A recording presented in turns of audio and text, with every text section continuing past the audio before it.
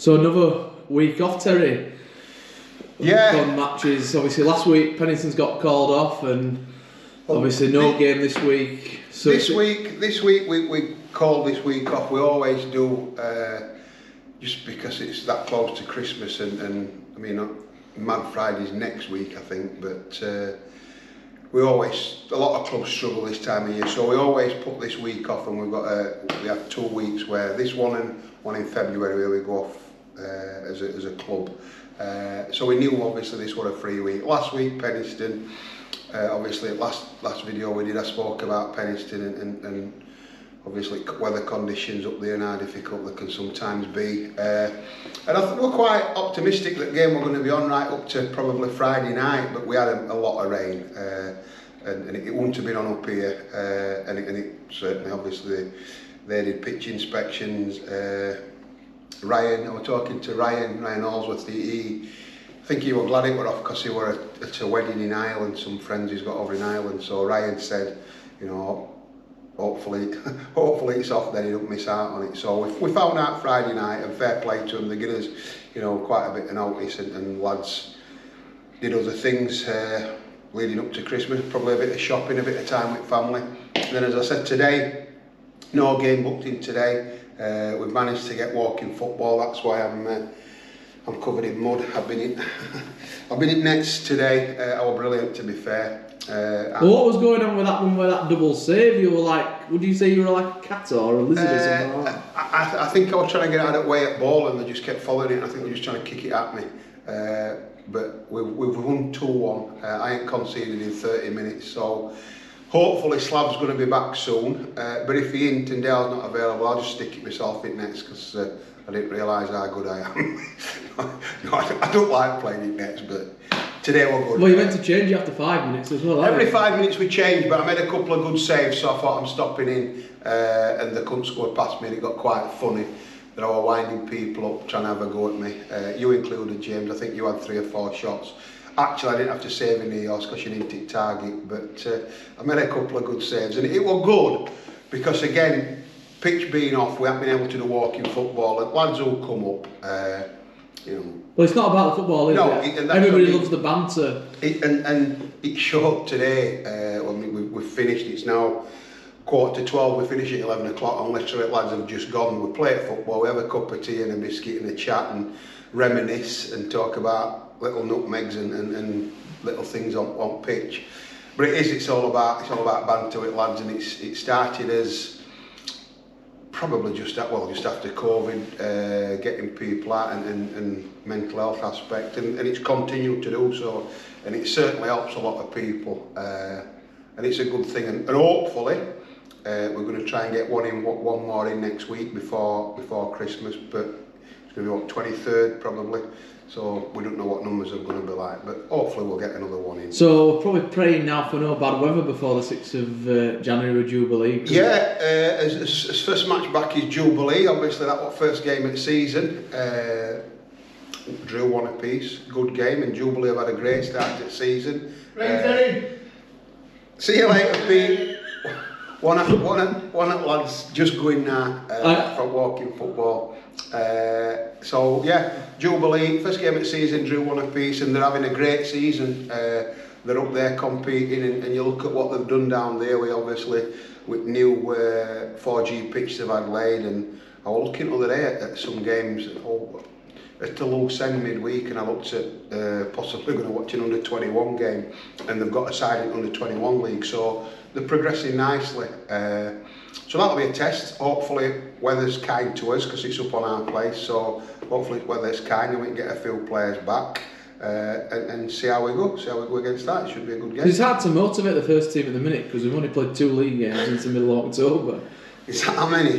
And yeah, probably, I know we've missed quite a lot with weather and obviously this free week, so what is going to be interesting is back end of the season we're going to have quite a lot of fixtures, so Toddy's going to have to work wonders on pitch and make sure back end of the season it'll be Monday, Tuesday, Wednesday, Thursday, Friday, and then back to the weekend, so can't beat a bit of sun on us back and playing it in summer, I think, warmer months, so hopefully we'll get it sorted, we'll get a season through and big thing is getting players back, and hopefully, I know I'm chomping at bit to get back at it, so hopefully players are going to be in the same mood.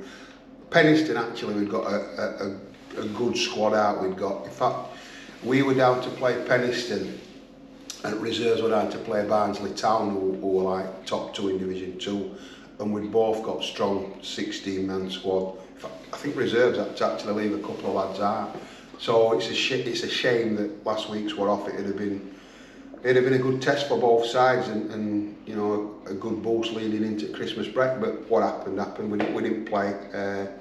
But yeah, hopefully numbers back, and we'll get a good go. And if we have a similar run to we had last year, from sort of January through to end of the season, we'll see what it takes us. But if we have that sort of run, hopefully we'll get where we're looking for, top 5 again.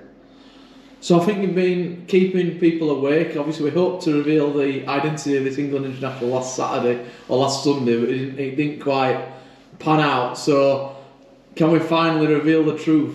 I think a couple of people have put it on Twitter or X and guessed it. But it was, as I say, England international, captained England. It were at rugby, and it were Danny Kerr. Quite a funny story. I remember Danny as a player.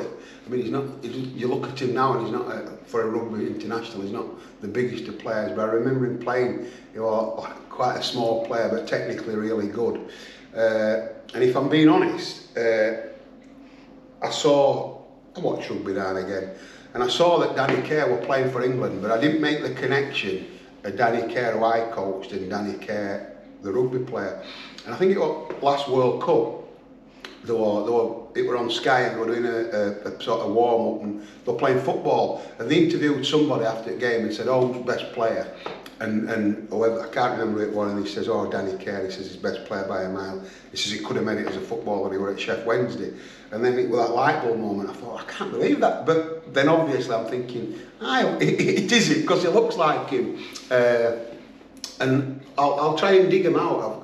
When I were at Wednesdays, we used to have to do assessments on players, Christmas assessment and end of season, and you'd sort of comment on different technical ability, attitude, and all sorts of stuff like that. And not so long ago, I think we're tidying up, and I keep everything. I'm a bit of an order. I keep everything, and I found the assessments, Danny Kerr and a Jamie Vardy.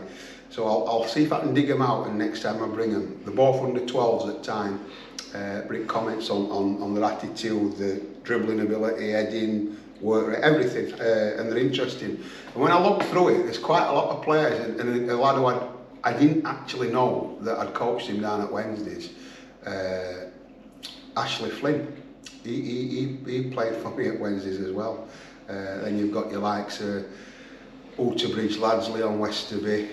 Leon played, he were a big centre half who used to like to kick people and look after Josh Coulson, who Josh played for me. Gary Cotton, he played for me. So it's nice to see a lot of lads who, you know, going back 20 years now, and they'll still come and talk to me about when we were at Wednesdays. But so going back to Danny Kerr, reading a little bit online about him, when he were under 12, did he have a choice where he had to play for rugby or football? Can you remember? I can't. If I'm being honest, no, I can't. But I don't think he'd have, at that point. Same with Jamie. I don't think he'd have made it as a footballer. I recall at that age group, you'd got like Tommy Spurwell. Tommy Spurwell were a great player. And he's from Garforth, where I'm obviously from. Tommy, the sign. Well, Tommy came and at that time Leeds had got a really good academy. And obviously with Tommy being from Garforth, Leeds United at time when they were like competing in Champions League and top 2-3 at Premiership, they actually came in for Tommy and offered money for Tommy when he was like 12. But he'd been at Wednesdays since probably 6 or 7, so he stopped at Wednesdays. But Tommy was a top player. A lad called Luke Bowden. Luke's probably technically the most gifted player I've coached. He was unbelievable. And he got a scholarship, and then he just sort of, I didn't see anything about him, and then 2 or 3 years after, I was watching Sky, and I was watching a football, a game in America, MSL, MLS, and he was playing for Orlando, and he was playing in middle of park with Kaká from Brazil, and I just like, I laughed and I thought, that's probably why I thought he was technically best player I've ever coached, but he went from Sheffield Wednesday to oblivion, and the next time I saw him, he was playing for Orlando with a Brazilian Kaká player. He was a player.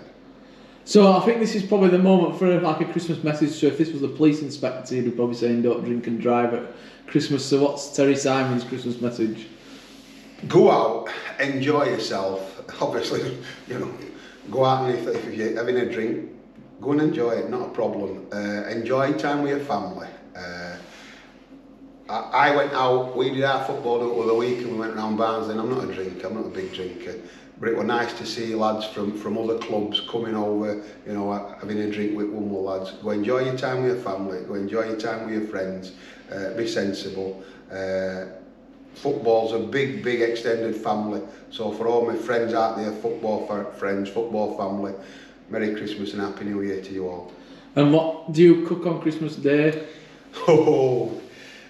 No, I don't. I don't mind cooking, but I bet you have a say in the arrangements, though, don't you? No. My wife's boss with anything like that. She I think that's probably why I'm like I'm at football pitch, because I don't get much time to organise things at home. Wife sorts all that out. So you are a big decorating fan. So have you ordered any paint for Christmas? For Christmas presents? I'm having a spell off. But the reason I laughed, giving it a ho when you said about Christmas.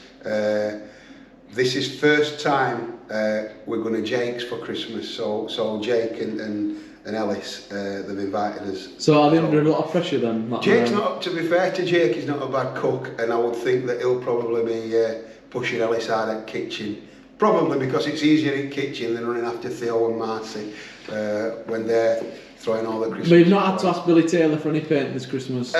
We could do with some actually, because we've just been in kitchen area at changing rooms and they started decorating walls and I think we've run out of paint, so... But we're not actually sure what he's doing. He's either working as a doorman or is he working as a model for Next? We're not sure, are we? Well, last time I was with Billy on Wednesday and he's got about 4 football teams now. He played on Monday, come training with my under-16s on Tuesday, and then he was going to play with another team, so I hope he's not defecting to another club. I think he's still got one more main at heart. But he should be...